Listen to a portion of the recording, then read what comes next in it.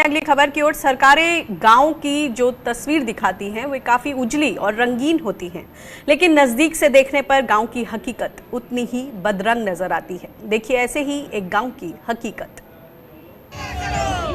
ठंड में पानी के बीच नंगे बदन खड़े ये लोग अपने गांव को बचाना चाहते हैं।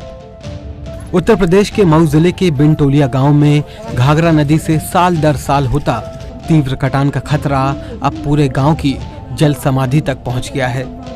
आलम यह है कि सरकार की नींद तोड़ने के लिए लोगों को जल सत्याग्रह करना पड़ रहा है।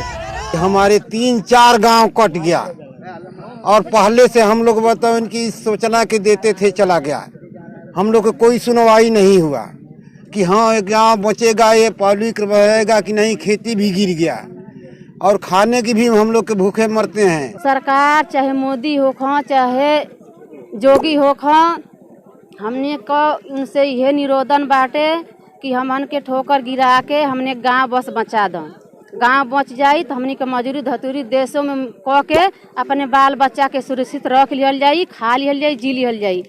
ग्रामीण घाघरा नदी पर ठोकर यानी नदी के कटान को रोकने के लिए किनारों पर पक्का निर्माण कराने की सालों से मांग कर रहे हैं, लेकिन इनकी मांग को सुनने वाला कोई नहीं है। गांव वालों का कहना है कि अगर सरकार और प्रशासन ने अब भी ध्यान नहीं दिया तो पूरा का पूरा गांव जल समाधि ले लेगा। इसके अलावा इनके पास कोई और रास्ता नहीं बचा है। हम लोग जान देने के लिए तैयार हैं, बिल्कुल तैयार है, इसमें कमी नहीं है। अगर सरकार जानती है कि झूठे लोग फरमाते हैं तो झूठ हम लोग नहीं फरमाते हैं।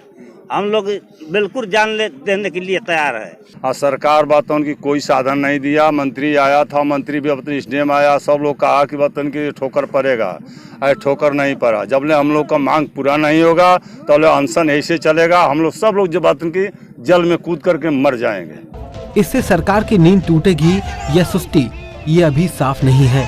इलाके के अधिकारी भी यहाँ हमेशा की तरह आश्वासन देकर चले गए और ठोकर बनाने का प्रस्ताव सरकार के पास भेजने की बात भी कही गई है।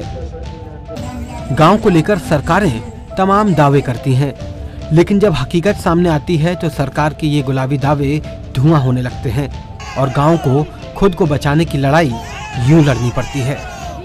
उत्तर प्रदेश के मऊ से रविंद्र सैनी के साथ ब्यूरो रिपोर्ट, स्वराज एक्सप्रेस।